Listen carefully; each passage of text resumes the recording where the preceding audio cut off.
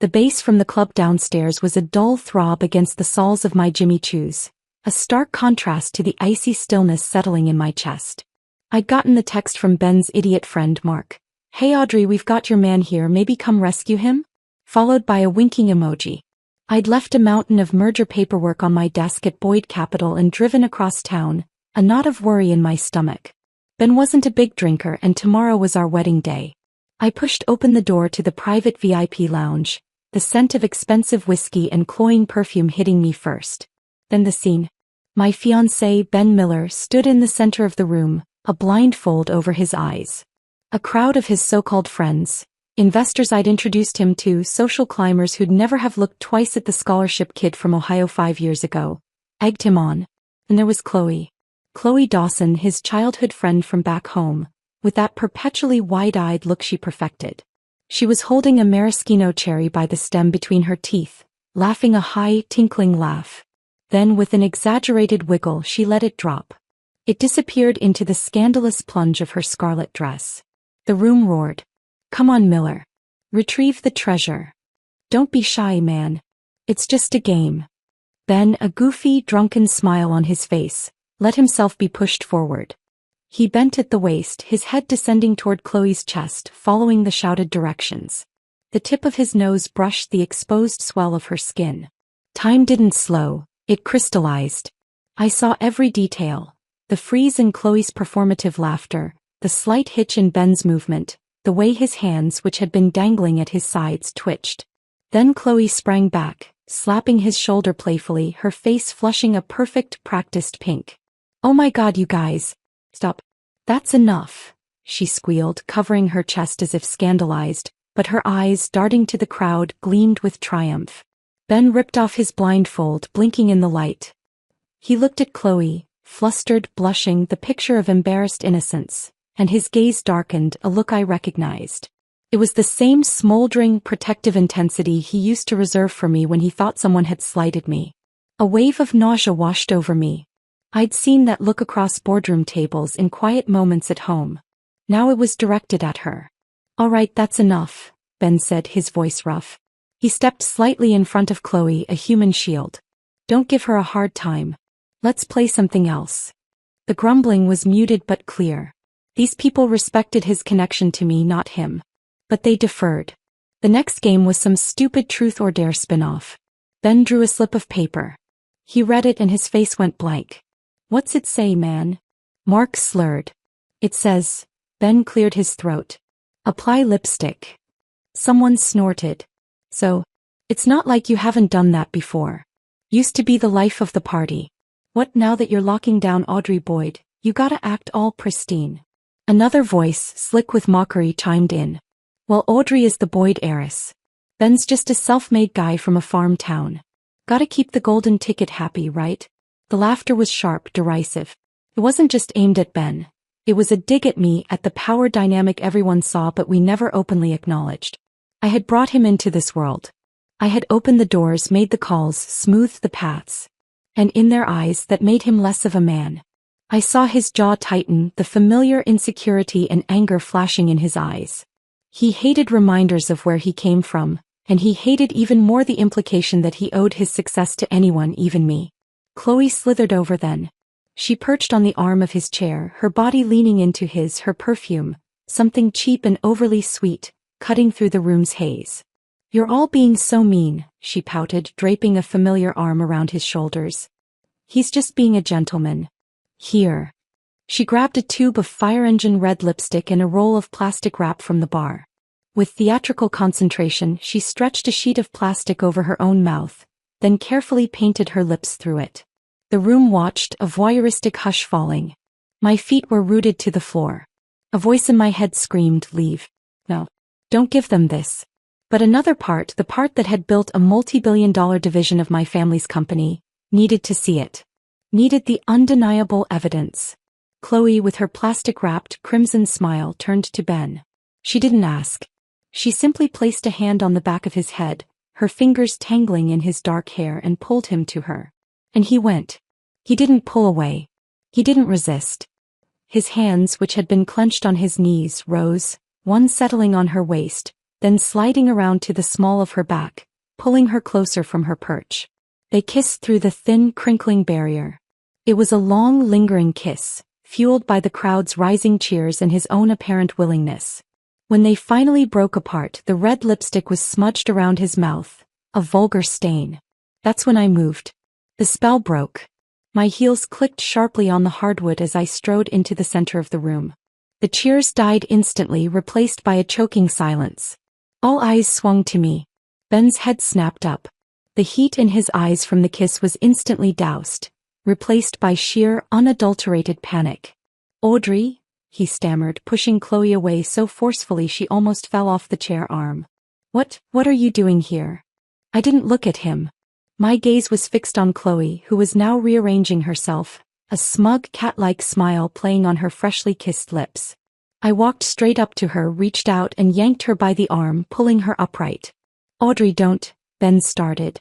The crack of my palm against her cheek echoed in the silent room. It was a good, solid slap, born of years of tennis lessons and pure, unadulterated fury. Her head whipped to the side. She gasped, a hand flying to her reddening skin, her eyes wide with genuine shock this time. "How dare you?" she shrieked, the innocent facade cracking. "I dare," I said, my voice cold and steady, "because you touched what's mine." I raised my hand again. And I don't need a reason to do it twice. But before I could follow through, Ben's hand closed like a vice around my wrist. His grip was painful. He pulled me back, stepping between Chloe and me, shielding her. "What the hell is wrong with you?" he snarled, his face a mask of irritation. "She was just helping me out of a stupid game. You can't just assault people." I wrenched my arm free, the skin burning. I finally looked at him, my fiancé, the man I was supposed to marry in 12 hours. "Ben Miller," I said, each word dropping like a chip of ice. "Our wedding is tomorrow. Is this how you treat me? Is this the last night of freedom you needed?" A flicker of guilt passed over his face, but it was quickly smothered by the pressure of the watching crowd. These were the people whose respect he craved. He couldn't be seen as henpecked, as controlled by his rich fiancée.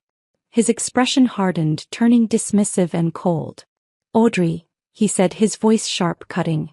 "You're being a hysterical drama queen." It was a kiss through plastic wrap. A game. "You've done worse at parties I've seen. Don't be so petty." The words were a physical blow. Hysterical.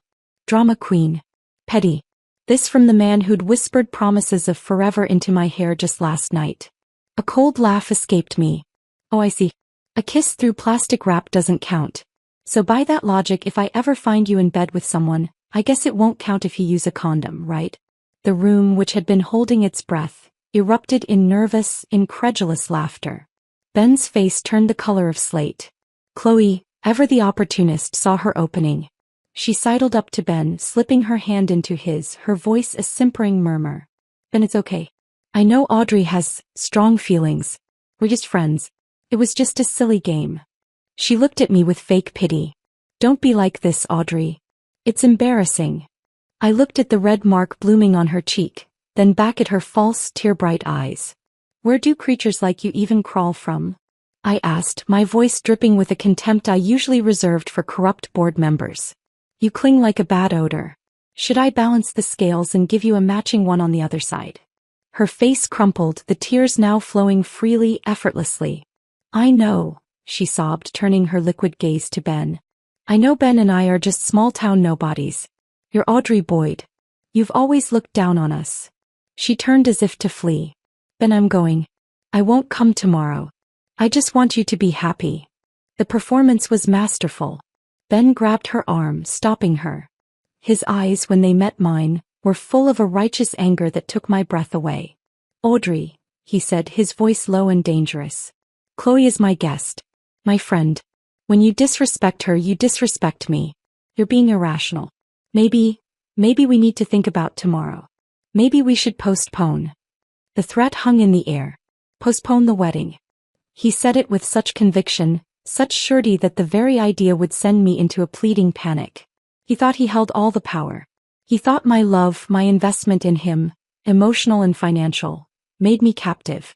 I looked at him, at this man I had built up, believed in, defended against my family's doubts. I thought of the 5 years I'd spent mentoring him, introducing him, quietly ensuring his project succeeded. I'd endured whispers of gold digger in reverse, the pressure from my parents to marry within our circle. For him. And now, in front of these vultures, he was choosing her. Choosing his pride. Choosing to punish me for daring to expect basic fidelity on the eve of our wedding. The ice in my chest spread, numbing the pain, crystallizing into something clear and sharp. I felt my body sway slightly as if from a blow. I saw the flicker of satisfaction in Chloe's eyes, quickly hidden behind more tears. Ben mistook my silence for surrender. He softened his tone, a magnanimous victor. Chloe, it's not your fault.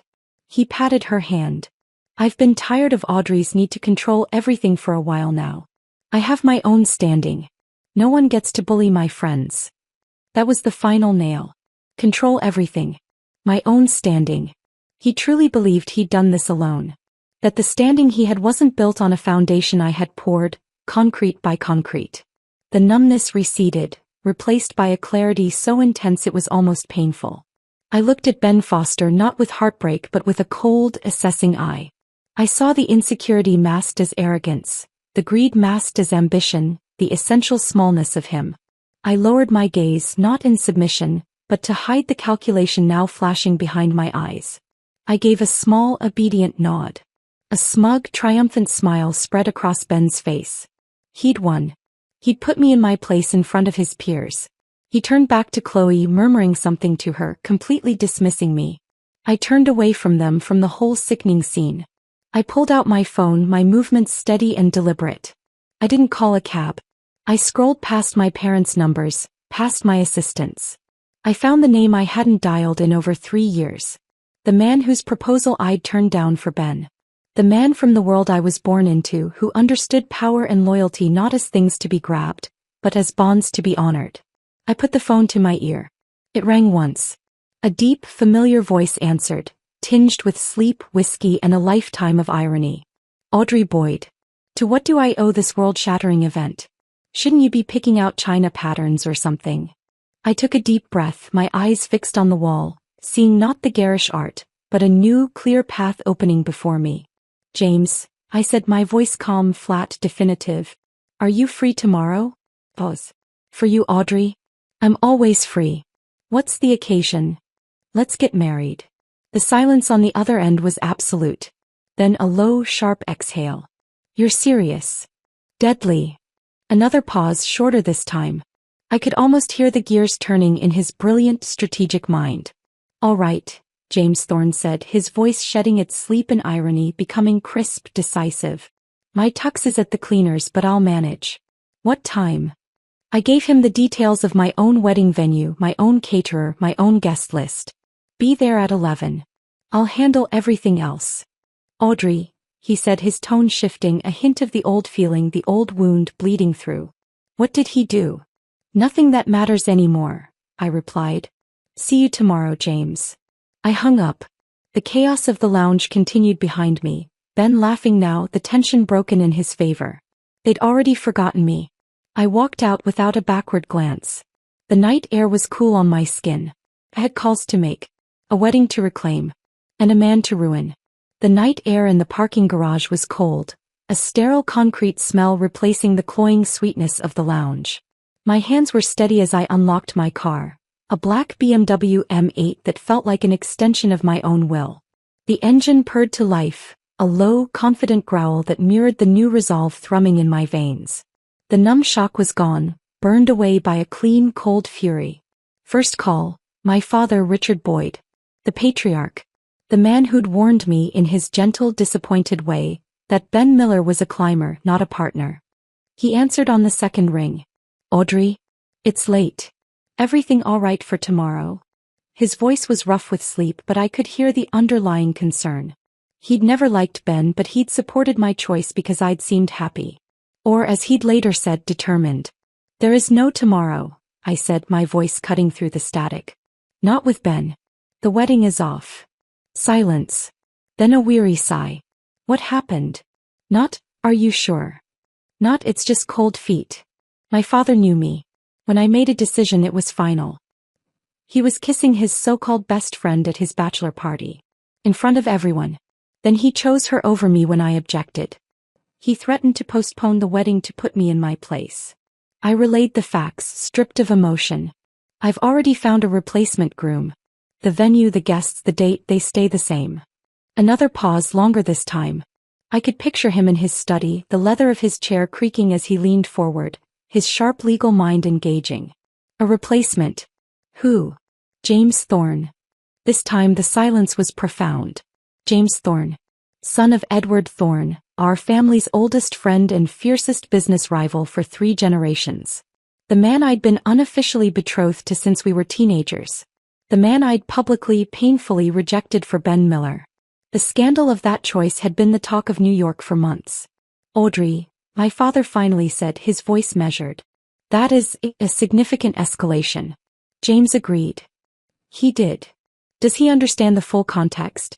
This isn't just a wedding, it's a statement. A massive public realignment.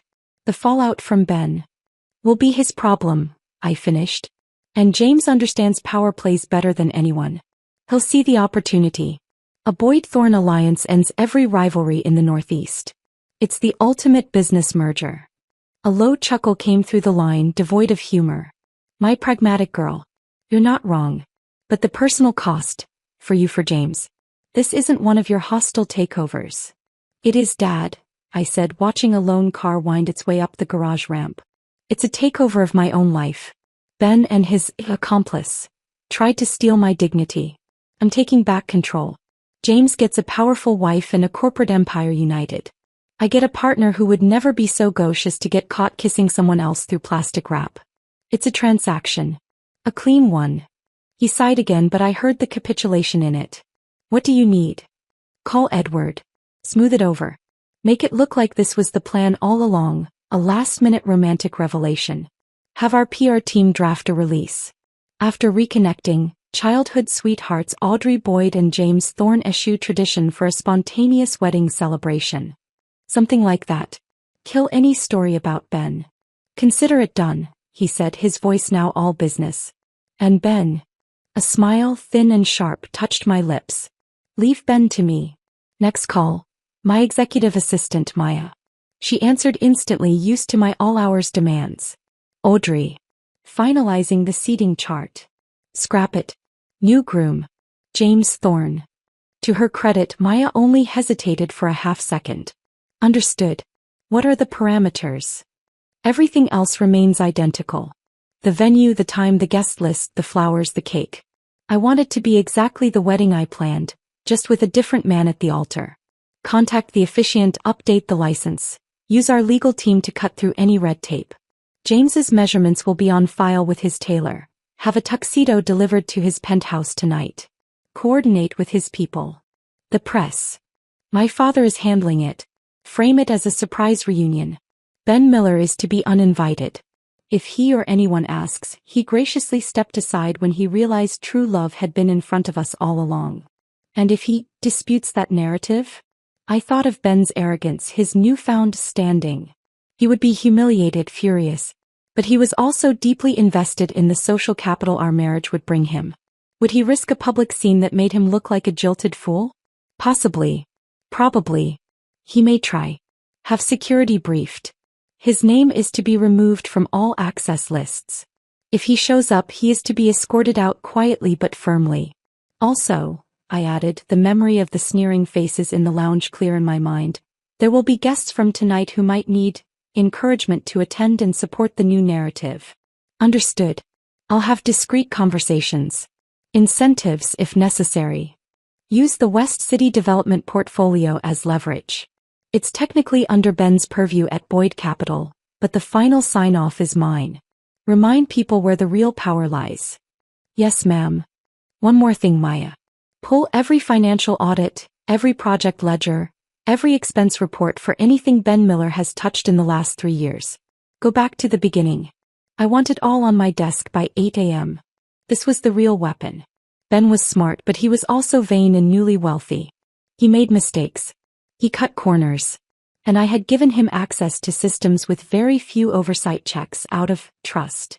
A trust that was now a liability I would turn into a sword. I'll have the team start immediately. Thank you, Maya. I'll be at my parents' penthouse. I drove through the sleeping city, the lights blurring into streaks of gold. I didn't feel grief. I felt a hyper-focused clarity. This was damage control on a nuclear scale, and I was the only one with the codes. When I let myself into the silent, sprawling penthouse, my mother was waiting in the grand living room, wrapped in a silk robe. Eleanor Boyd didn't do disheveled. Even at 2 a.m. she was a vision of composed elegance, her sharp eyes missing nothing. "Your father called," she said simply, not rising from her chair. "Sit. Tell me everything." I did.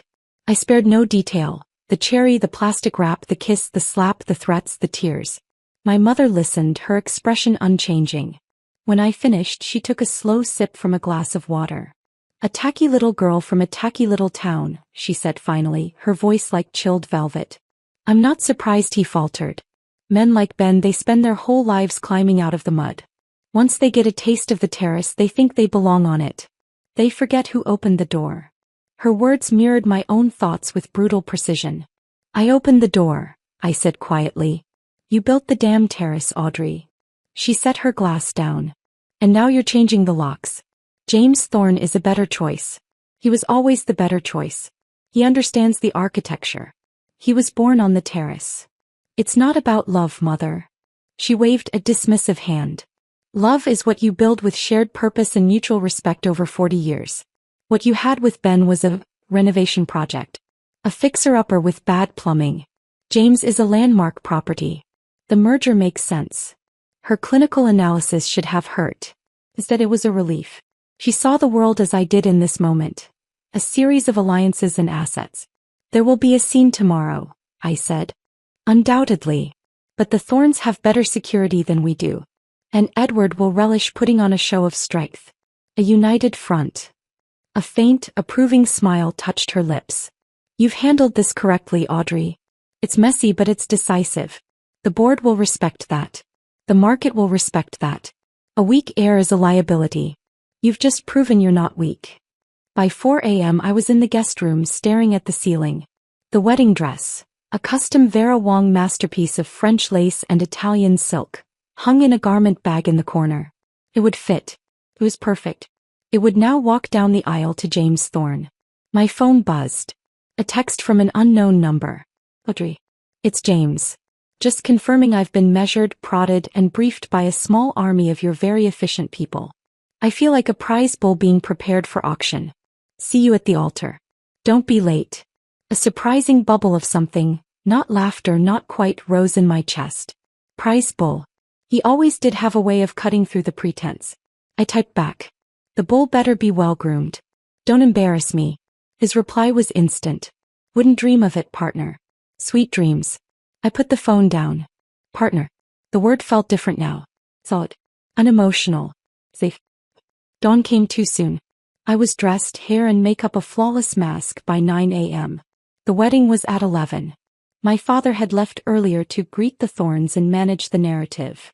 My mother was a calm, commanding presence, directing the florists and photographers with the precision of a general. At 10:15 my phone vibrated. It was Mark, Ben's friend from last night. His voice was strained, overly polite. "Audrey? Hey. Just, checking in. We haven't heard from Ben about the cars to the church? Everything on schedule?" I pictured him in that VIP lounge, laughing at the golden ticket joke. "Everything is perfectly on schedule, Mark," I said, my voice sweet. "The cars will be there for the guests. Ben won't be needing one." "He won't. No. There's been a change of plan. A happy one. You make sure you're there on time. And Mark." I let a sliver of ice into my tone. "Bring Chloe Dawson. I insist." I hung up before he could sputter a reply. At 10:45, as I was having a final veil adjustment, my father entered the room, his face grim. "Ben is awake. He's at his apartment. He's called here 6 times. He's confused, then angry. He thinks it's a mistake." "Let him think," I said, checking my diamond earrings. "He's on his way. With the girl." A cold thrill shot through me. Perfect.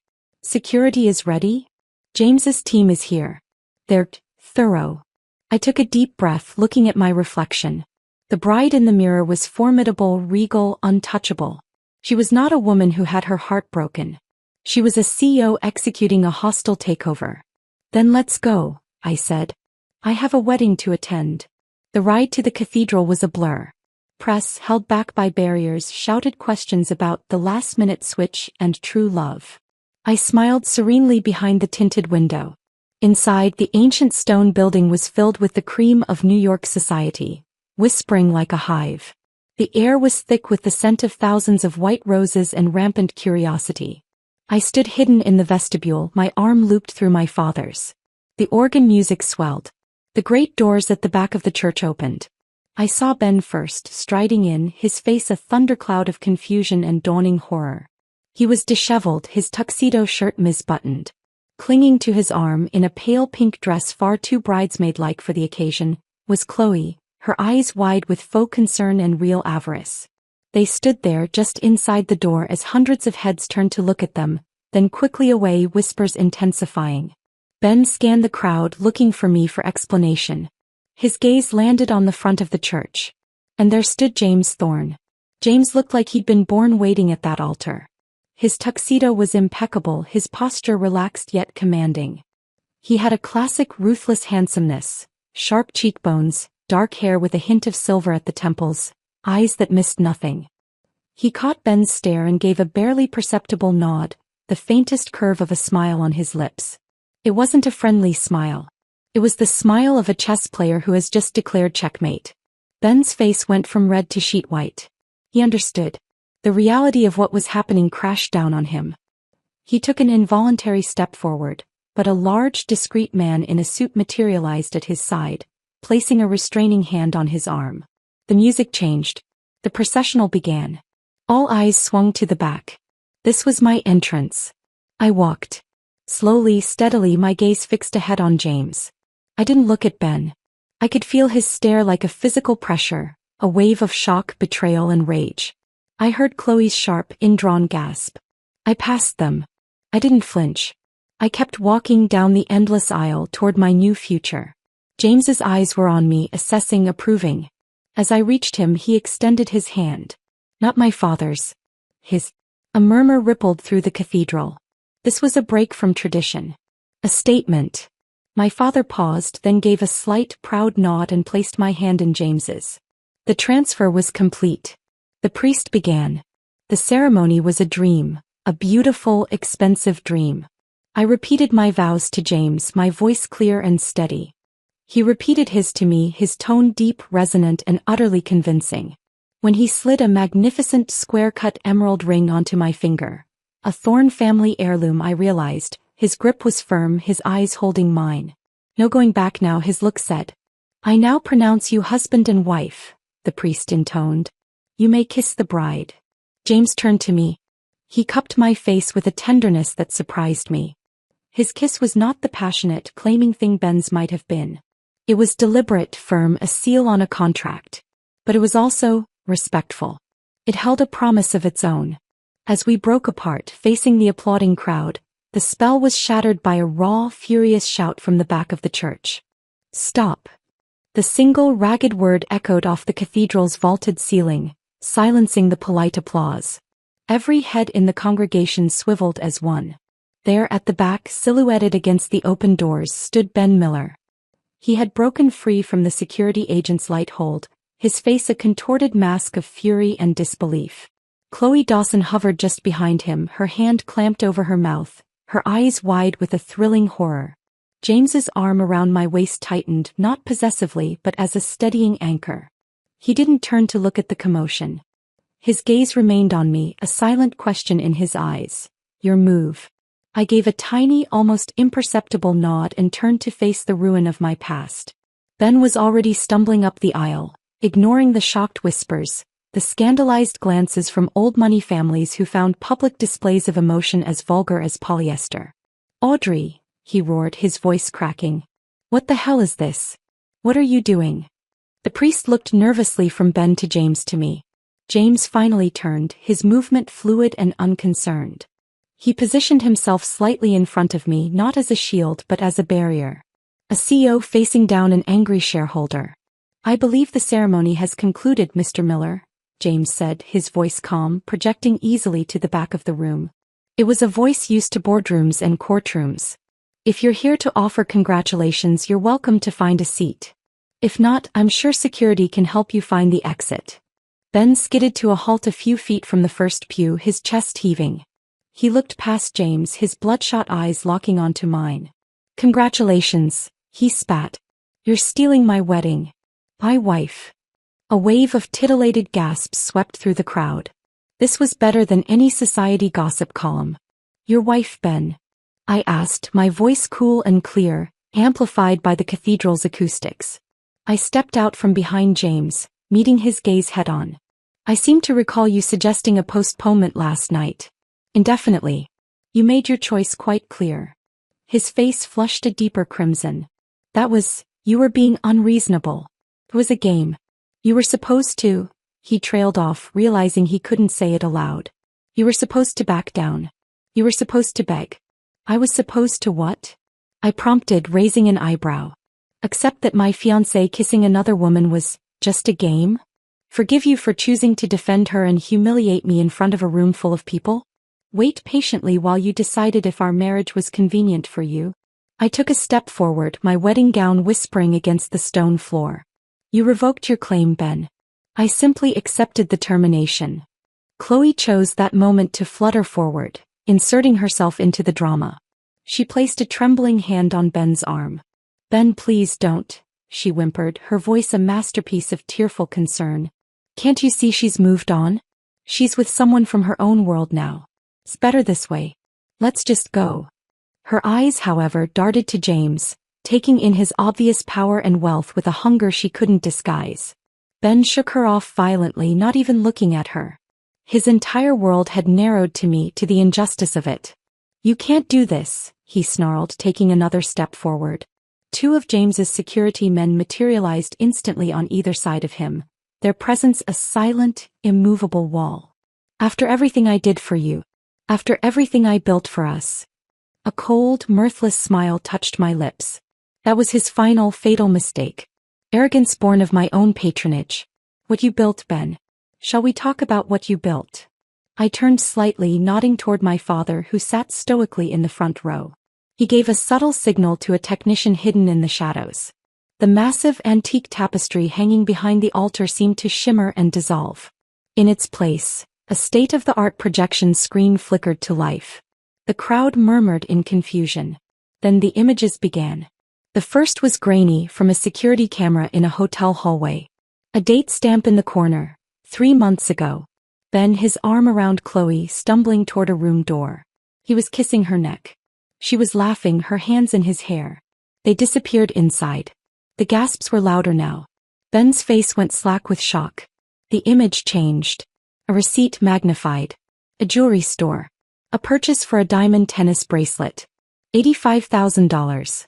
The account used, Boyd Capital Camiller Development Fund. The memo line, for CD, celebrating us. Another shift. Bank statements. Transfers from the same fund to an account in Chloe Dawson's name. $20,000. $50,000. $15,000. For consulting fees. Then the coup de grace. A spreadsheet crystal clear. Project. West City Luxury Condos. Budget column. Actual spend column. A discrepancy.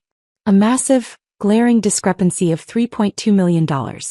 And a series of dummy corporations with traced lines leading back to a shell company owned by one Benjamin Miller. The silence in the cathedral was absolute. You could hear the rustle of silk as people shifted, straining to see. You could hear Ben's ragged, struggling breath. I turned back to him. My voice was no longer just for him. It was for the jury of our peers. You built a secret life, Ben. You built it with money from my family's company. Money meant for affordable housing initiatives, funneled into jewelry for your mistress and covering losses from your own reckless side investments. I let the words hang, watching the comprehension dawn on 100 influential faces. Investors, partners, rivals. Those are forged. Ben choked out, but the conviction was gone, replaced by sheer panic.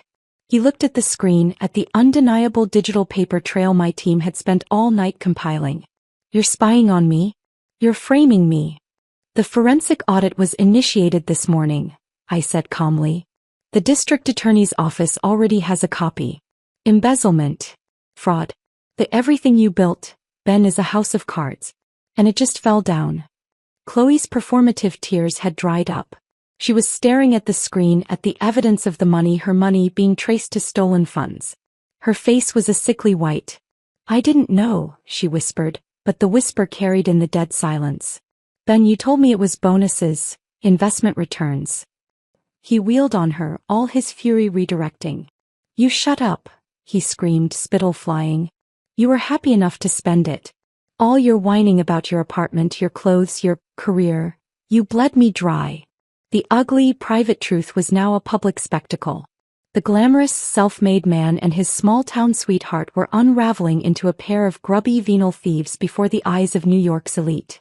Ben turned back to me, his eyes wild, desperate. The anger was gone, replaced by a craven plea. Audrey, please. You can't. I'll pay it back. Every cent. It was the pressure. I was trying to keep up, to be worthy of you. You have to believe me. The pathetic attempt at manipulation was the final straw. Worthy of me? I repeated, my voice dropping, cold as a blade. You were never worthy of me, Ben. I mistook ambition for strength. I confused need for love. You were a project. And you failed inspection. I glanced at James. He gave a slight nod, then raised his voice. I believe Mr. Miller has overstayed his welcome at my wedding. He didn't raise a hand, didn't raise his voice. But the security men closed in. No, Audrey. Please. Ben fought as they took his arms, his shouts echoing. I love you. It was always you. She meant nothing. Chloe, seeing her meal ticket being dragged away, finally broke. Not for him but for herself. She threw herself at me, but James's arm shot out, blocking her path effortlessly. You bitch, she shrieked, all pretense of fragility gone, her face twisted with venom. You rich, heartless bitch. You set him up. You destroyed him because he didn't lick your boots. I looked down at her, this woman who had thought she could play in a league far beyond her capacity. I didn't destroy him, Chloe, I said almost gently. You did. You were the distraction he couldn't afford. The leak in his boat. You helped him steal and you helped him get caught. Now. I leaned in slightly, my voice for her alone, though the front rows could likely hear. You have no money, no Ben, and in about 10 minutes no reputation. I'd wish you luck, but we both know you've never needed luck. You've always relied on men. I suggest you find another one. Quickly. She stumbled back as if struck, her breath coming in ragged sobs of pure, undiluted hatred. Ben was gone, his shouts fading as he was hauled out a side entrance. The heavy cathedral doors boomed shut, cutting off the sound. A profound, awkward silence filled the vast space. Hundreds of people didn't know where to look. James Thorne solved the problem. He turned to the stunned priest, a warm, charming smile spreading across his face as if the last 5 minutes had been a minor, amusing interruption. Reverend, he said, his voice full of gracious warmth, I believe you were about to present the newly married couple? The priest, a seasoned professional who had doubtless seen family dramas before, blinked and quickly found his place. Ladies and gentlemen, he announced, his voice gaining strength, it is my great honor to present for the first time Mr. and Mrs. James Thorne. The organist, after a terrified second, launched into a triumphant recessional. The crowd, desperate for normalcy, erupted into applause, this time louder, more fervent, a release of tension. They were applauding the show, the ruthlessness, the sheer breathtaking power of it all. The Boyd-Thorne alliance wasn't just a merger. It was a declaration of war against disloyalty and a lesson in consequences. James took my hand, his grip firm and sure. He leaned in as we prepared to walk back down the aisle. A bit theatrical, don't you think? He murmured, his lips close to my ear. But effective. Remind me never to embezzle from you. Just don't kiss anyone through plastic wrap, I replied, my own smile feeling real for the first time that day. We walked back down the aisle, a united front. The faces that blurred past were a mix of awe, fear, and newfound respect. We were no longer just Audrey and James. We were a force. The reception at the Metropolitan Club was a masterpiece of controlled narrative. The PR story of rekindled childhood love was the official line, toasted with vintage champagne. But underneath the surface, the real story buzzed. Audrey Boyd's surgical, devastating takedown of the man who betrayed her. It wasn't a story of heartbreak. It was a case study in corporate and personal governance. James played his part flawlessly. He was attentive, possessive in a dignified way, his hand resting on the small of my back as we moved through the crowd. He deflected probing questions with witty deflections and steered conversations toward future Thornboyd collaborations. My parents and his parents formed a formidable quartet, presenting a seamless picture of two dynasties joyfully uniting. Any lingering awkwardness was buried under a tidal wave of money and influence. It was during a quiet moment near a grand piano, while James was charming a group of Swiss bankers, that Mark, Ben's friend from the bachelor party, sidled up to me. He looked pale, sweating slightly in his tux. Audrey. Mrs. Thorne, he corrected himself quickly. I just wanted to apologize for last night. The things that were said, we were drunk, it was stupid. I took a sip of champagne watching him squirm. It's forgotten, Mark. Water under the bridge. I let the silence stretch just a beat too long. The West City project, however, needs new leadership. Immediately. I believe you have the relevant experience. I'd like you to take over. His eyes bulged. It was a massive promotion, a project worth hundreds of millions. A bribe, and a blatant one. A reward for his silence, for his attendance today, for bringing Chloe. I don't know what to say. Thank you. I won't let you down. I know you won't, I said, my smile not reaching my eyes. Because you understand where the power lies now. And you'll remember what happens to those who are disloyal. He swallowed hard, nodding like a bobblehead before scurrying away. James reappeared at my side, having observed the exchange. Consolidating your gains? He asked quietly. Securing the perimeter, I replied. Sentiment is a liability. Loyalty purchased or earned is an asset. He looked at me, his dark eyes unreadable. A cold calculus for a wedding day. It's the only calculus that works, I said, meeting his gaze. As you well know. He didn't deny it. Instead he offered his arm. Shall we dance, wife? It's expected. We took the floor for our first dance. The orchestra played something classic and soft. James was an excellent dancer, leading with confident ease. The world watched the beautiful, powerful couple, a picture of romantic triumph. He'll fight the charges, you know, James said softly, his mouth near my hair. He'll claim you set him up. That the money was authorized. The forensic trail is airtight, I murmured back, my cheek against his lapel. And he authorized his own transfers to dummy corporations. He got sloppy because he thought I'd never look. He thought love made me blind. Did it? James asked, the question unexpectedly direct. I pulled back just enough to look at him. For a while. But I'd rather have a clear-eyed partnership than a blinding infatuation. He held my gaze, and for a fleeting second, I saw something in his eyes that wasn't calculation. It was understanding. Perhaps even respect. Then let's promise each other this, he said, his voice low. No blindness. No plastic wrap. Just the truth, however sharp it is. It was the most honest vow we'd exchanged all day. Just the truth, I agreed. The dance ended. The applause swelled. We were surrounded again by well-wishers, by a future we had seized control of. Later, as we prepared to leave in a shower of rice and rose petals, my phone buzzed with a text from a blocked number. I almost ignored it, but something made me look. You think you've won. You think you've ended me. You have no idea what you've started. I'm coming for everything. B. A sliver of ice traced my spine. It wasn't the threat itself. It was the desperate, unhinged energy behind it. Ben was broken, publicly and professionally. But a broken man with nothing left to lose is the most dangerous kind. I showed the phone to James as our limousine pulled away from the curb. He read it, his expression hardening. He took the phone from my hand and typed a swift reply before I could stop him. You're welcome to try. But know this, you are now playing against both of us. JT. He handed the phone back. Never negotiate with terrorists, he said flatly. And never show fear to a cornered rat. It only makes them reckless. I looked out the tinted window at the glittering city sliding past. The battle today was won. The wedding was a success. Ben was exposed, the alliance was solidified. But as the adrenaline faded, leaving a hollow, tired ache in its place, I knew James was right. Ben wasn't finished. The war, it seemed, had just begun. The limousine glided through the midnight streets of Manhattan, a silent capsule separating us from the city's chaos.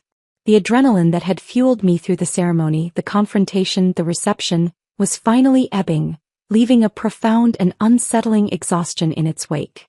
I stared at my reflection in the dark window, a bride in a priceless gown, a crown of diamonds in her intricately styled hair, married to one of the most powerful men on the eastern seaboard. I had executed the plan flawlessly. So why did I feel so hollow?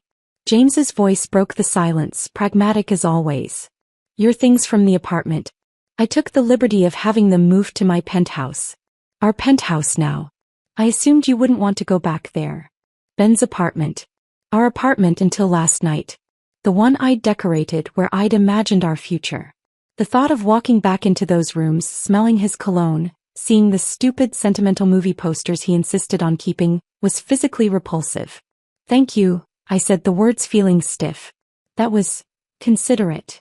It was logical, he corrected gently but not unkindly. You've had to make enough difficult decisions today. That didn't need to be one of them. He paused, studying my profile in the dim light. The press will be brutal tomorrow. The official story is holding, but the leaks about the embezzlement, the scene at the cathedral, they're already starting. My PR team is working to contain it, frame it as you discovering his crimes and making the brave, difficult choice to sever ties and protect the company. Turning me into a corporate heroine, I said flatly. It's a better narrative than a vengeful bride. More stable for the markets. He handed me a slim tablet. The first round of headlines. I scrolled. Boyd heiress uncovers fiancé's fraud. Mary's rival in dramatic wedding day switch. Thorne Boyd merger born from scandal. Miller accused of multi-million-dollar embezzlement. The articles were a mix of salacious detail and sober financial analysis, all circling the same truth. I had neutralized a threat and consolidated power in one stunning move. Ben's statement, I asked, issued through a low-rent lawyer he hired from a bus bench, claims it's a misunderstanding, a smear campaign by jilted lovers and business rivals. No one credible is listening. The DA's office has already confirmed an investigation. James took the tablet back. He's finished in this town, Audrey. Professionally, socially. He's a ghost. I should have felt triumph. Vindication. Instead, I felt a weary sadness for the man I'd thought he was, for the future I genuinely believed in before the cracks had shown. That man, that future had been an illusion I'd helped paint. The limo descended into the underground garage of a sleek, austerely modern tower in Tribeca, the Thorne Building. James's domain. Private elevator biometric scan. The doors opened directly into the penthouse. It was breathtaking. A study in minimalist power. Floor-to-ceiling windows presented a panoramic postcard view of the downtown skyline and the Hudson. The furnishings were low, sleek, and undoubtedly bespoke, dark woods, polished steel, acres of cream-colored marble. It was the opposite of the cozy, curated warmth I'd tried to create with Ben. This was a command center. Felt like James. The master suite is through there, he said, gesturing to a wide doorway. Your clothes are in the dressing room. I'll take the guest suite down the hall. The arrangement was both a relief and a strange disappointment. Of course, this was a business arrangement. But the formality of it in the wake of such an emotionally charged day felt jarring. James, you don't have to. It's fine, he interrupted, his tone leaving no room for argument. This is an adjustment. For both of us. No need to compound it with forced proximity. He walked to a hidden bar, poured 2 fingers of amber whiskey into a crystal tumbler and held it out to me. You look like you need this more than I do. I took the glass, our fingers brushing. His were warm. I swallowed the whiskey, letting its fire burn away the last of the cathedral's chill.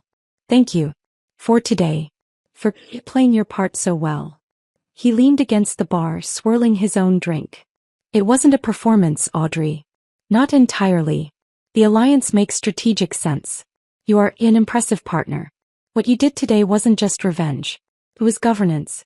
I respect that. Partner. He kept using that word. It felt more meaningful than wife. He texted me, I said suddenly.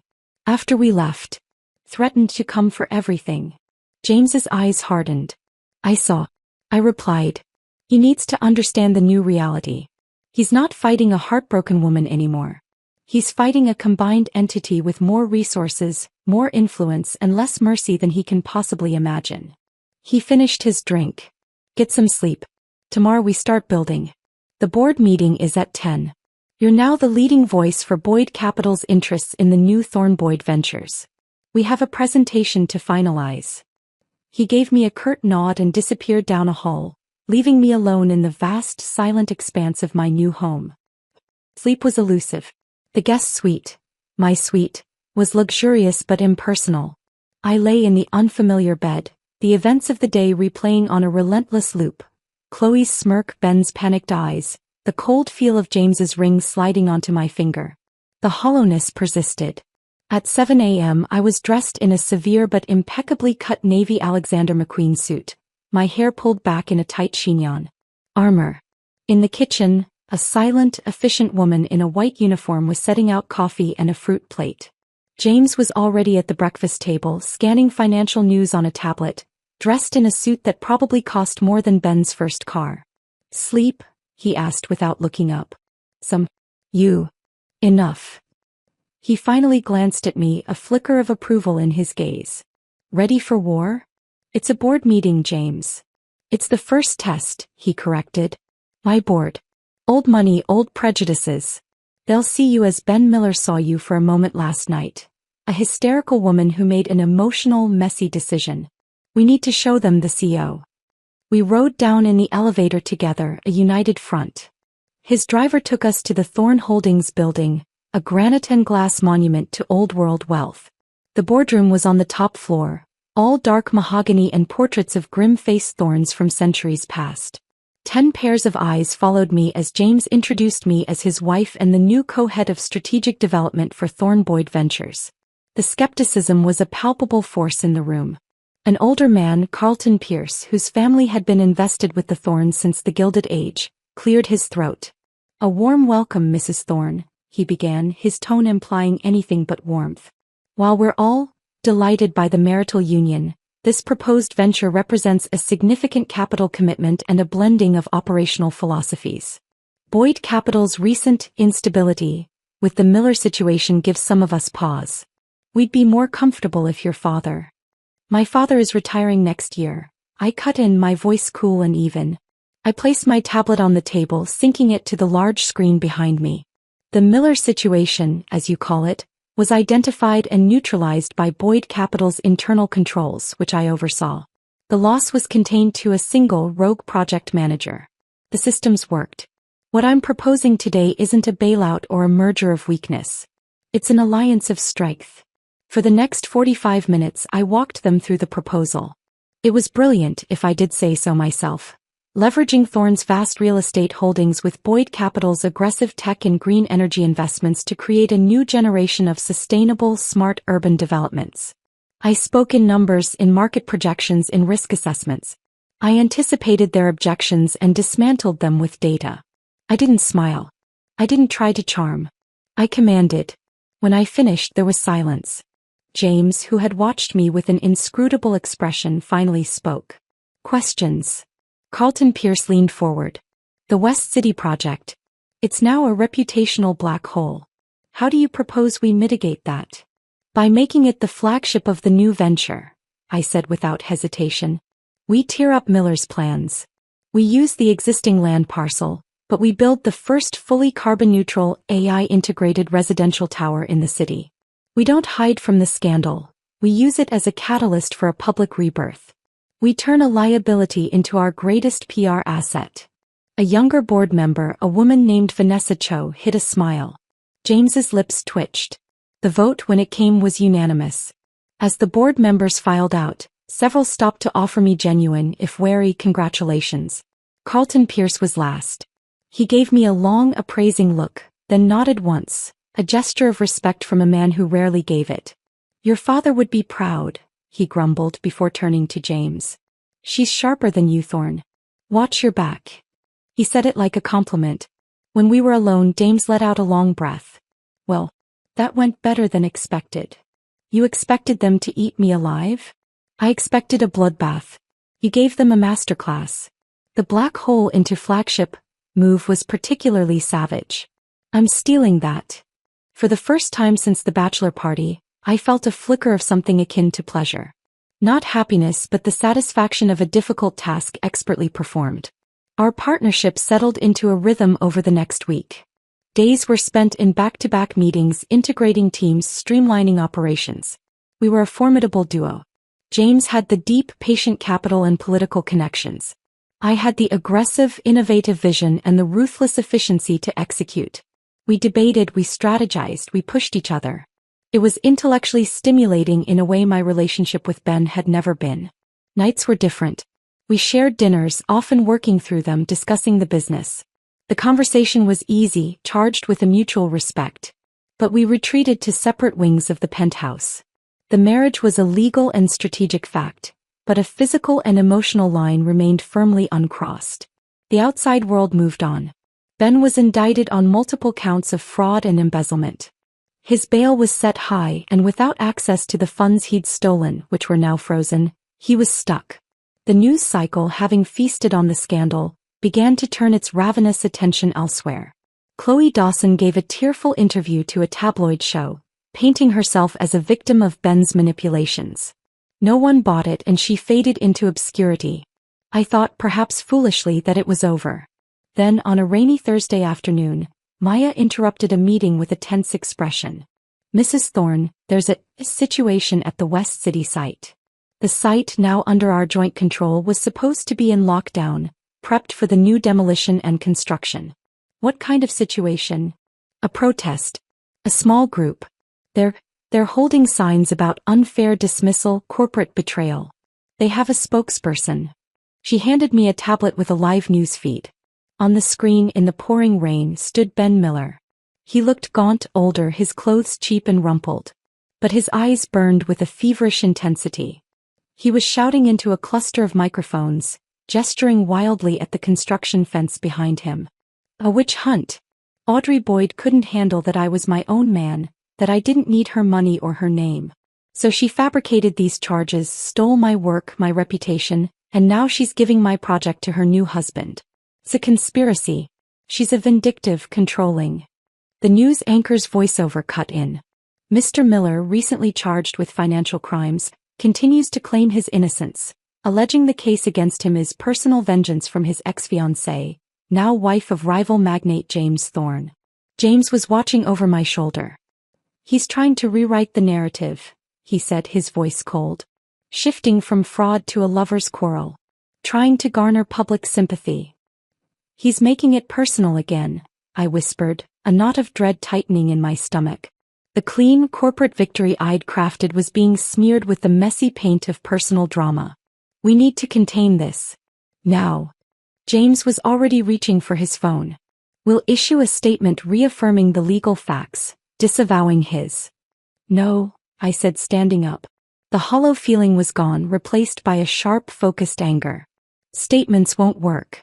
He's on my site, attacking my name. He wants a public fight. I'll give him one. But on my terms." James's eyes narrowed. "Audrey, that's what he wants. To drag you down to his level. To make this a spectacle." "It's already a spectacle," I said, grabbing my coat. "I'm not hiding in a boardroom. He thinks he's fighting the heartbroken woman he left at the altar. He needs to meet the CEO who replaced her. I'm coming with you." "No," I met his gaze. "This is my past.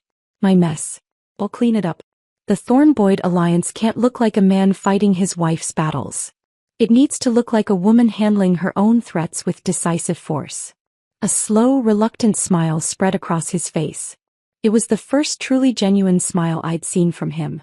It changed his face entirely, making him look younger, almost boyish. "Go on then, partner," he said softly. "Go win your war." The drive to the West City site was a blur. My phone buzzed incessantly, calls from my father, from PR, from James. I ignored them all. The scene was smaller than it looked on screen. Maybe 24 protesters, looking damp and confused, holding poorly printed signs. A handful of reporters. And Ben in the center, his voice hoarse from shouting. He saw my car the moment it pulled up. His tirade faltered, then reignited with new fury as I stepped out, flanked only by my own head of security, Marcus. "Here she is," Ben screamed, pointing a shaking finger. "The Queen herself. Come to gloat? Come to steal more? I walked toward him, the rain soaking my tailored wool coat, ignoring the cameras that swung to follow me. I stopped a few feet away, close enough for the microphones to pick up my voice, but far enough to be safe. Ben, I said, my voice calm, carrying. You need to leave. This is private property. These people, I gestured to the bedraggled protesters, are being misled. You are facing serious federal charges. This isn't a publicity stunt, it's a legal proceeding. Charges you manufactured, he spat, taking a step forward. Marcus shifted subtly. You can't stand that I'm not under your thumb anymore. You had to destroy me. I didn't flinch. I didn't destroy you, Ben. You destroyed yourself the first time you diverted company funds to buy a bracelet for another woman. You destroyed yourself every time you lied to me, to the board, to yourself. The audit trail, the evidence, the law, they destroyed you. I merely turned on the light so everyone could see the mess you'd made. His face contorted, the rage mixing with a pathetic, pleading desperation. Audrey, please, you loved me once. You know me. This isn't me. They're twisting everything. It was the final, futile grasp at the past. And looking at him, drenched and desperate, I felt not hatred but a profound, final pity. The man I loved had never really existed. He was a fiction we'd both written. The man I loved, I said, my voice dropping slightly, but still clear in the hush that had fallen, was honest. He was brave. He was building something real. You're just a ghost of him, haunted by your own greed. Now leave. Go face the consequences of the man you actually are. If you don't, security will remove you and the cameras will capture that too. It's your choice. I held his gaze, showing no anger, no fear, just a weary, absolute finality. The fight drained out of him. He saw it. He saw that the heartbroken Audrey was gone. In her place was a woman who viewed him as a logistical problem to be solved. A nuisance. His shoulders slumped. He looked from me to the cameras, to the bored-looking protesters. The narrative he'd tried to build had just been dismantled live on air. Without another word, he turned and shuffled away, a broken figure disappearing into the gray rain. The protesters, leaderless, began to disperse. I turned to the reporters. The Thornboyd venture is committed to the West City community. We will be hosting a town hall next week to present our new plans for a sustainable, innovative development that will benefit everyone. You're all invited. That's all I have to say. I walked back to my car, my heart pounding but my head clear. It was done. Back at the penthouse, James was waiting, a glass of whiskey in each hand. He handed one to me. I watched it live. You were, he seemed to search for the word. Magnificent. Cold, clean, definitive. You didn't just beat him. You buried him. I took the drink, my hands finally starting to shake from the aftermath. He's not coming back from that. No. He's not. James was watching me, not with the analytical respect of a partner, but with something deeper, more curious. You were right to go alone. But know this, Audrey. You don't ever have to go alone again. The statement hung between us, heavier than any wedding vow. That night, for the first time, I didn't retreat to my separate wing immediately after dinner. We stayed in the living room, talking not about business but about inconsequential things. Books, a terrible movie we'd both seen, a shared dislike for a particular modern artist. The conversation was easy, laced with a growing familiarity. Later, as I stood to leave, he said, "The guest suite. It's very white. Very cold." "It is," I agreed, pausing at the doorway. "This whole wing is," he said, gesturing around his space. "Maybe we should discuss a redesign. A joint project. Create something that isn't just his or mine, or a temporary room for a business partner." He met my eyes. "What do you think?" The offer was clear. Not a demand. Not an expectation. An invitation to build something real together from the ground up. Not on the ashes of my old life, but on the new foundation we were laying. I looked at him, James Thorne, my rival, my partner, my husband. The man who had seen me at my most ruthless and called me magnificent. "I think," I said slowly, a real tentative smile touching my lips for the first time in weeks, "that's an excellent idea." The redesign began not with fabric swatches or paint chips, but with blueprints. It felt like the most natural thing in the world. James brought home schematics of the penthouse, and we spread them across the vast steel and glass dining table that neither of us liked. We argued over sightlines, debated the merit of a library versus a second study, and agreed instantly that the meditation room from the original architect's plans was pretentious nonsense. It should be a screening room, James said, tapping the area with a pencil. With a proper bar, I added. None of this hidden mini-fridge nonsense. Obviously. We worked in comfortable silence, marking changes, our shoulders almost touching.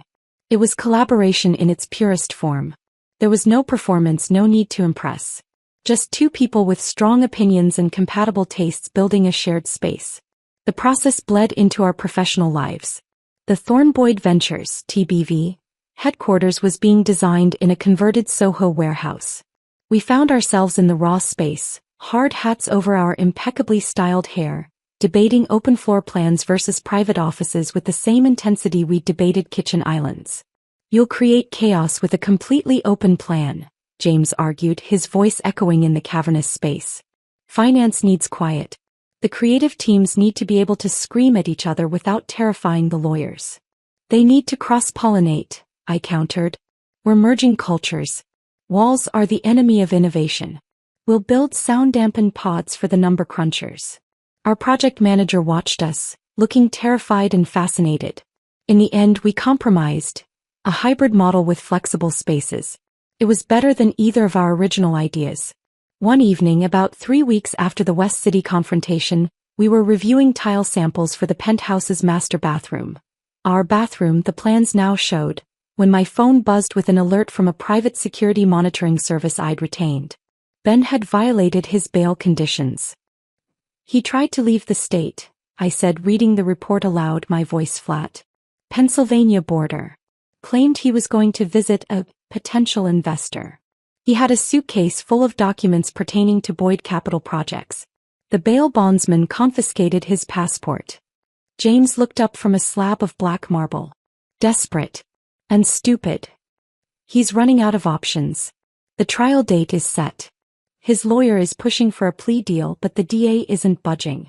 He wants jail time. Good. James's tone was devoid of malice, simply factual. He deserves it. I nodded, but a sliver of unease remained. A cornered animal was one thing. A cornered animal who believed he was a wrong genius was another. He still has supporters online. A few podcasts painting him as a martyr of the woke corporate elite. It's a fringe narrative, but it's there. Let them talk, James said, dismissing it with a wave. They're noise. We're building something that will outlast any scandal, any podcast. He pointed to the marble. This. For the shower wall. Agreed. I looked at the stone veined with gold. It was bold, uncompromising, beautiful. Agreed. The next day at TBV, the noise found a way in. Vanessa Cho from the board met me as I stepped off the private elevator, her expression tight. We have a problem. A whistleblower complaint. Filed anonymously with the SEC and leaked to the financial ledger. My blood ran cold. The ledger was the most respected and ruthless financial paper in the country. Regarding West City, the original project, they're alleging that the environmental impact surveys were fast-tracked using political pressure from the Boyd family. That corners were cut long before Ben Miller ever touched the funds. This wasn't about Ben's theft. This was an attack on the project's foundational integrity. On my family's legacy. It was a smarter, more dangerous angle. The surveys were legitimate, I said, my mind racing. My father was meticulous about that. But the perception of pressure. Exactly, Vanessa said. The story drops at 5 p.m. They've given us until 4 for comment. James is in a closed-door meeting with the Japanese investors. He said to bring it to you. He'd left it in my hands. The first major crisis of the new venture, and he was testing me. Oh, not testing. Trusting me. I spent the next 2 hours in a war room with our legal and PR heads, pulling every document related to the West City land acquisition and permits from 5 years ago. The paper trail was clean, but clean wasn't always the story. At 3:55 p.m. I called the editor at the Ledger. Charles, I said, bypassing pleasantries. I've seen the draft. Your source is conflating standard expedited review, available to any developer who meets stringent green benchmarks, with undue influence. We have the documentation to prove it. Publishing the allegation without that context is libelous. Charles Langley was a bulldog, but he was fair. Your documentation says the reviews were completed in record time, Audrey. The perception of favoritism is a story, especially given the project's current notoriety. Then here's your story, I said, an idea crystallizing with sudden, fierce clarity. The perception exists because the system is archaic. Thornboyd Ventures is not just building on that site. We are proposing to fund and partner with the city to overhaul the entire environmental review process. Digitize it, make it fully transparent, eliminate the possibility of backroom deals. We'll announce it tomorrow. That's your exclusive. The scandal of yesterday birthing the reform of tomorrow.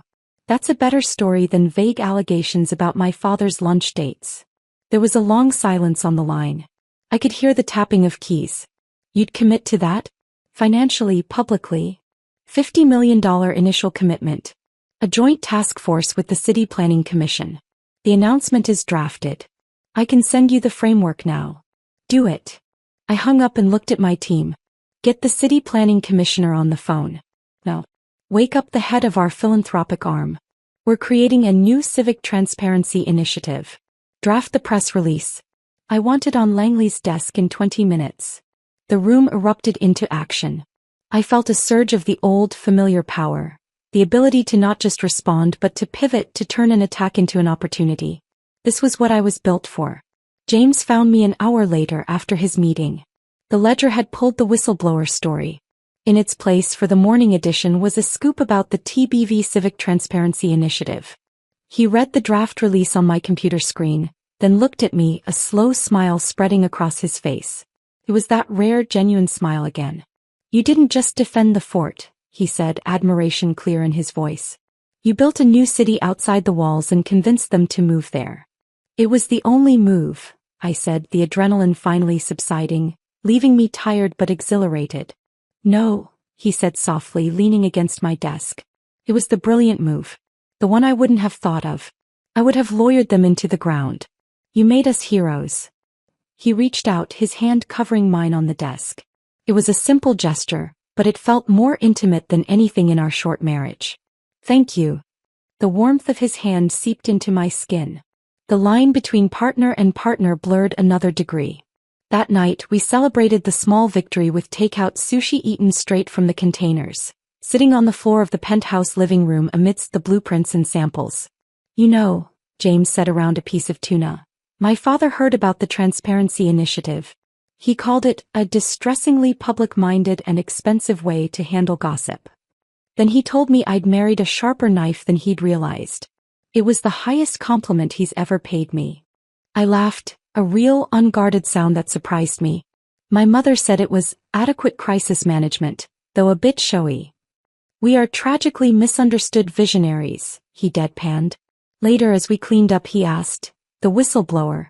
Any idea who? The question had been nagging at me. It had to be someone with access to the old project files from the initial phase. Someone who knew which bureaucratic levers to hint were pulled. It wasn't Ben, he wouldn't know that history. This was an inside job. From my side. James's expression turned grim. A loyalist? Someone upset about the merger? Or about how Ben was treated? Maybe, I said. But a colder thought occurred. Or someone doing a favor for Ben. Providing a distraction, trying to muddy the waters ahead of his trial. He still has a few contacts from his days at the company. Disgruntled middle managers I passed over. We'll find out, James stated. It wasn't a promise, it was a fact. A week later we did. Our internal security, working with a discreet forensic IT firm, traced the leak to a server registered to a shell company. The financial trail, while convoluted, led back to a dormant retainer paid months ago to a private investigation firm. The client on the original retainer agreement was listed as B. Miller and Associates. Ben had hired a PI likely to dig up dirt on me during our relationship, maybe to find leverage. The PI, now unpaid and disgruntled, had apparently decided to monetize the old research by leaking it, perhaps hoping to get a payoff from us to stop, or simply to cause chaos. It's a ghost, James concluded as we reviewed the report. The PI is offshore. Ben will deny any current involvement. But it confirms the source of the attack. It confirms he's still trying to fight, I said. even from his cage. The pity I'd felt at the construction site was gone, replaced by a steady resolve. He wasn't a broken ghost, he was a persistent infection. And infections needed to be eradicated. The next morning I did something I'd avoided. I went to see Ben's lawyer. I didn't bring James. I met the man, a harried-looking public defender named Ed Brennan, in a cramped coffee shop near the courthouse. "Mrs. Thorne," he said, nervous. "This is unusual. I want to make an offer," I said, stirring my black coffee. "Not through the DA. Through you to him." He listened, his eyes widening. I proposed a deal. Ben would plead guilty to 1 count of wire fraud for the bracelet purchase. A clear, simple, eminently provable crime. In exchange, I would personally advocate for a sentence of time served plus probation, with a focus on restitution and community service. The other, more complex embezzlement charges would be dropped. The caveat: he would sign a non-disclosure agreement in perpetuity about our relationship, the wedding, the company.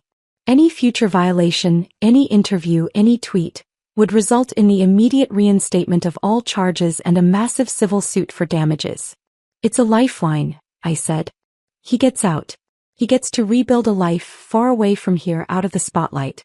But he silences himself forever." The story ends. Brennan was skeptical. He thinks he can win. He thinks he's the victim. "Then he'll lose," I said simply. "And he'll spend the next 10 to 15 years in a federal penitentiary. This is the only mercy on the table. It expires in 48 hours. I left him there. The offer was a strategic masterstroke, as James called it when I told him that night. You're not just offering mercy. You're offering him a narrative he can live with. A single mistake, a moment of weakness for a woman. It's the story he's been trying to tell. You're giving it to him, but with a gag order attached. He'll take it. His ego will allow it." James was right. 47 hours later, Brennan called. Ben had accepted. The plea hearing was swift and anticlimactic. Ben stood before the judge, head bowed, and admitted to transferring company funds for personal use. He was sentenced to 6 months of house arrest, time served awaiting trial was counted, and 5 years of probation with mandatory financial counseling and a restitution schedule. He looked shrunk and hollow. He never once looked at me sitting in the back of the courtroom. As he was let out by a probation officer, it was truly over. The legal threat was neutralized. The public story had a tidy, if unsatisfactory, ending. The poison was drained. That night, James and I finished the final plans for the penthouse. We stood side by side looking at the completed design. "It's good," he said. "It's us," I replied. He turned to me. The easy companionship of the past weeks, the shared battles, the quiet moments had built something between us. A foundation stronger than any business plan. The space between us crackled with an unacknowledged tension that had nothing to do with rivalry or strategy. "Audrey," he began, his voice uncharacteristically hesitant. My phone rang. The shrill sound shattered the moment. It was Marcus, my head of security. "Mrs. Thorne, you need to see this. Now." He sent a link. It was a post on an obscure inflammatory forum. The title: "The Real Story They Silenced." It was a long, rambling manifesto posted under a pseudonym, but the voice was unmistakably Ben's. It detailed our relationship, twisted and paranoid, painting me as a sociopathic heiress who groomed him, used him, then destroyed him when he asserted his independence. It mentioned the rigged plea deal, the threats to stay silent. It was filled with half-truths and whole lies, a pathetic attempt to reclaim his narrative from beyond the gag order. He'd violated the agreement the same day he'd signed it. The cold fury that washed over me was absolute. There was no pity left. No hollow ache. Just a pure, clean need to finish this. James read over my shoulder, his body going rigid. "The fool," he whispered, venom in his tone. "He just signed his own sentence. He thinks the NDA is just a piece of paper," I said, my voice deadly calm. "He thinks because he's posting anonymously from a library computer he's safe. He doesn't understand the machinery he's just poked." I made 2 calls. The first was to the DA, informing him of the blatant violation. The second was to a specialist, a man who worked for my father on information sanitation. Within an hour, the post was scrubbed from the internet, every trace erased. The anonymous account was deleted. It would be as if it never existed. But the violation was real. The next morning, federal marshals arrested Ben Miller for violation of his probation. His house arrest was revoked. The original heavier charges were reinstated. He was remanded to custody, no bail, to await a new trial. This time there would be no deals. I stood at the window of our half-built new life, watching the city lights blink on as dusk fell. James came to stand beside me, not touching but a solid, reassuring presence. "It's done," he said. "Finally," I replied.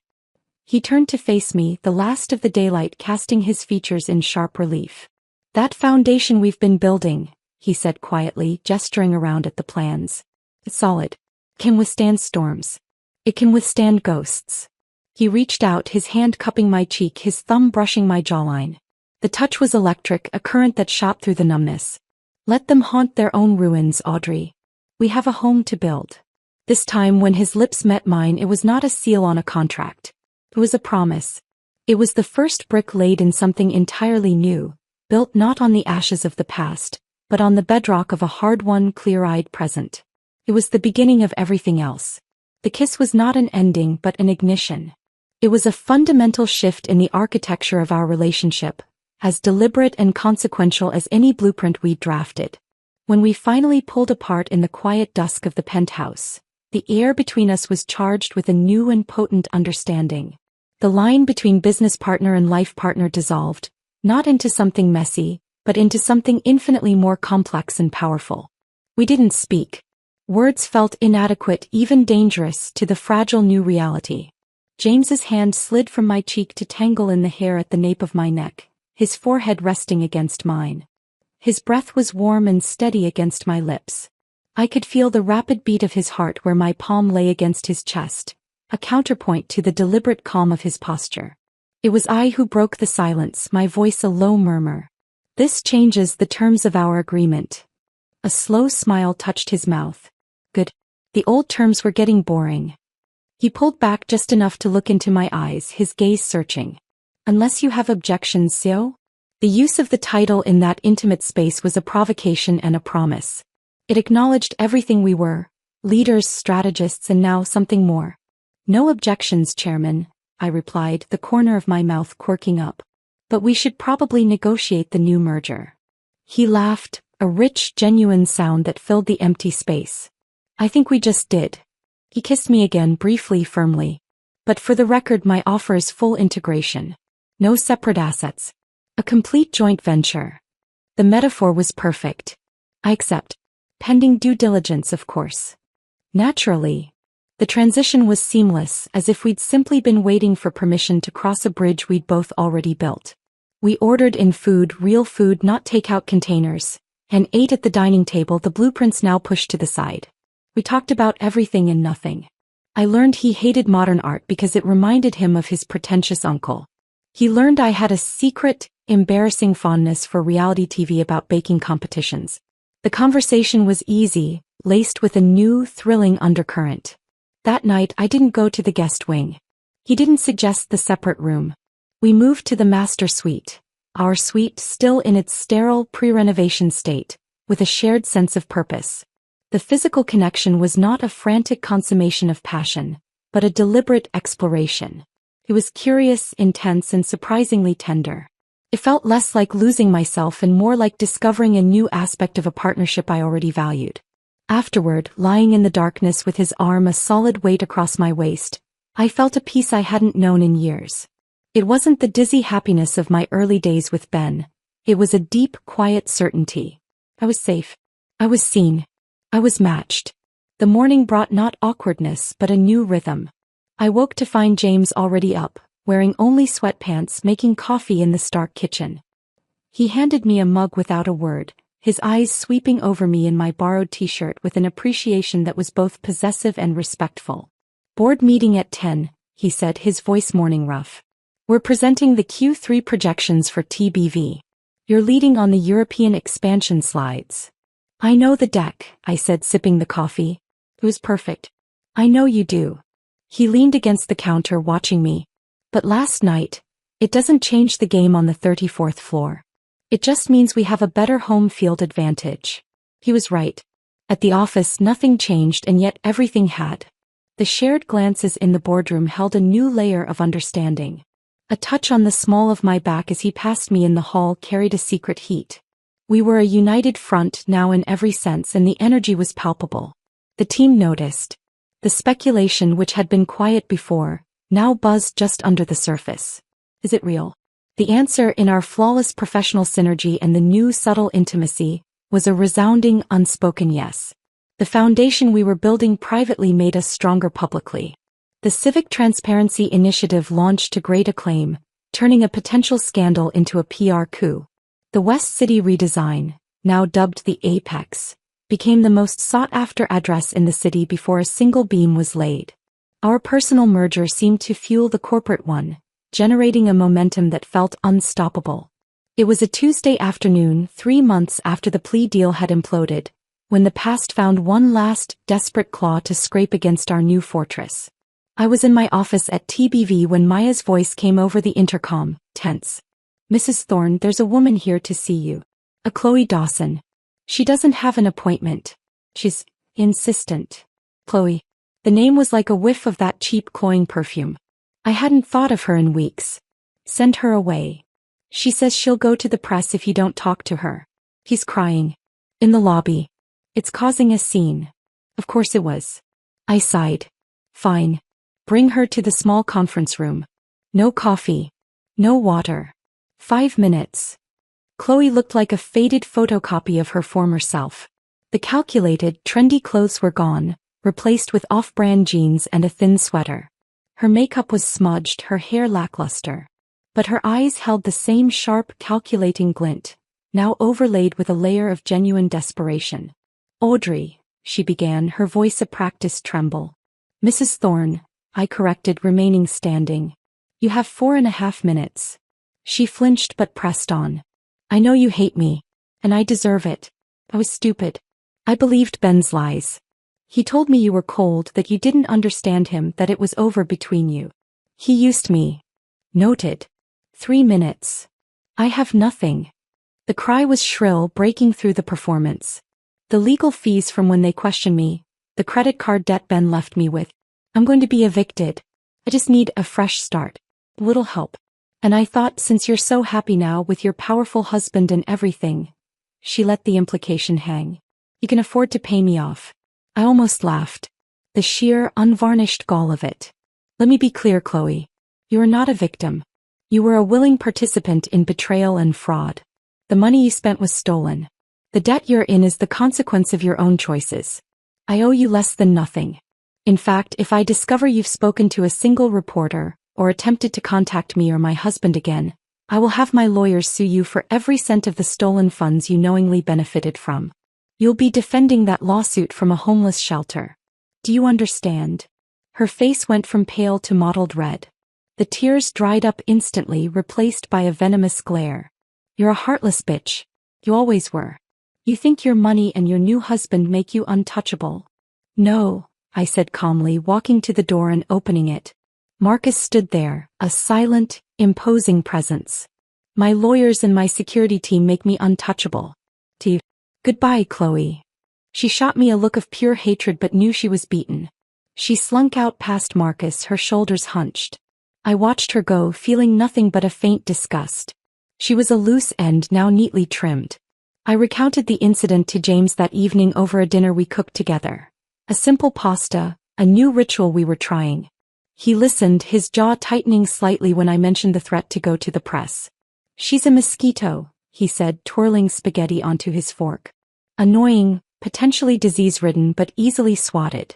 I'll have a discreet word with a contact at the major tabloids. They'll blacklist her. No market for her story if no one will buy it. The efficiency of his solution was comforting. We were a team covering all flanks. And Ben? I asked, though I already knew the answer. He was awaiting his new trial in a federal detention center, his bail denied. The system was grinding him down with impersonal, bureaucratic efficiency. It was a better punishment than any vengeance I could have devised. Fading away, James said. He reached across the table, his hand covering mine. They're ghosts, Audrey. Both of them. We're in the business of building futures, not haunting pasts. He was right. Our future was taking tangible shape. The penthouse renovation was underway, a controlled chaos of construction dust and the smell of sawdust. We'd argue over light fixtures and then make up by sketching new ideas for TBV's next acquisition on the drywall. Our life was a fluid, exhilarating blend of the personal and professional. The true test of our new foundation came not from outside, but from within the dynasties we represented. The quarterly family dinner. It was a Thorne tradition. The first Sunday of the quarter, all key family members and their spouses gathered at Edward Thorne's cavernous, old money estate in Greenwich. I had attended once before years ago with James when we were the expected couple. It had been a stiff, formal affair. Now I was arriving as his wife, under circumstances that were the subject of endless family gossip. "Just remember," James murmured as our car crunched up the gravel drive, "they're more afraid of you than you are of them. You're the Boyd who outmaneuvered their golden boy and then married him. You're a legend and a threat." The house was a monument to WASP austerity. The dinner party assembled in the drawing room was a sea of navy blazers, pearl necklaces and assessing eyes. James's mother, Eleanor, a different, frostier Eleanor than my own, greeted me with a cheek kiss that didn't touch skin. His father, Edward, shook my hand, his grip firm, his eyes sharp and intelligent. "Audrey," he said. "The Transparency Initiative. Bold move. Expensive but bold. Increased our brand equity by an estimated 12% in the urban development sector. Well played." It was, I realized, his version of a loving embrace. "Thank you, Edward. We believe it's a necessary investment." "We?" he asked, a sly glance at James. "Thorne Boyd Ventures," James said smoothly, handing me a gin and tonic. "We're a collective we now, Father." The dinner was a minefield of subtle provocations. James's uncle, a perpetually disappointed man named Walter, leaned over during the fish course. "So, Audrey, quite the whirlwind. One must admire your decisiveness. Though it must be difficult blending two such different corporate cultures. The Boyd, aggressiveness with our more measured approach." I smiled, the one I used on hostile board members. "Not difficult at all, Walter. Measured aggression is simply called strategy. And it's working. TBV's valuation has increased 28% since the merger. I'd be happy to send you the prospectus." He blinked and returned to his salmon. Later, James's cousin, a woman my age named Cynthia who had always fancied him, cornered me near the grand piano. "It must be so comforting for James," she said sweetly, her voice like poisoned honey, "to finally have a wife who understands the business. His last girlfriend was a cellist, you know. So delicate. But I suppose you don't have much time for hobbies, running 2 empires and all." I sipped my wine. "James enjoys the cello. We have season tickets to the Philharmonic. And he finds my understanding of business stimulating. In all aspects."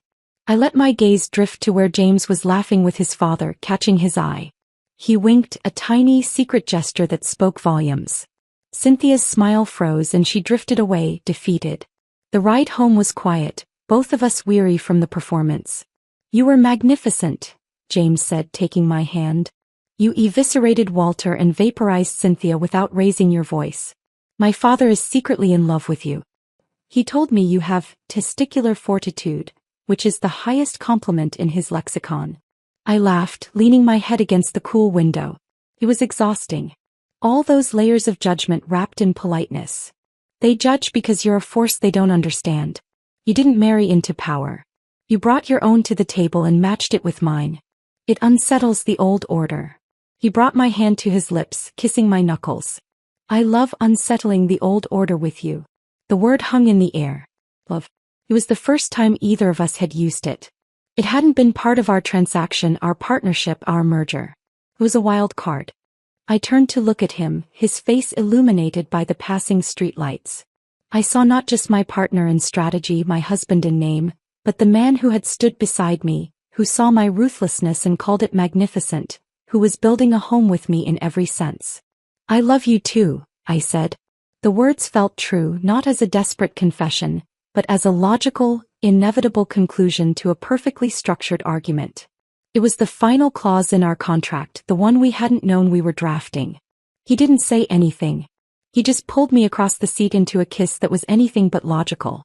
It was a promise, an affirmation, A new beginning built on the utterly solid, battle-tested foundation of everything that had come before. The ghosts were silent. The past was settled. Ahead of us was the skyline of our own making, and we were building it together, one perfect negotiated detail at a time. The end.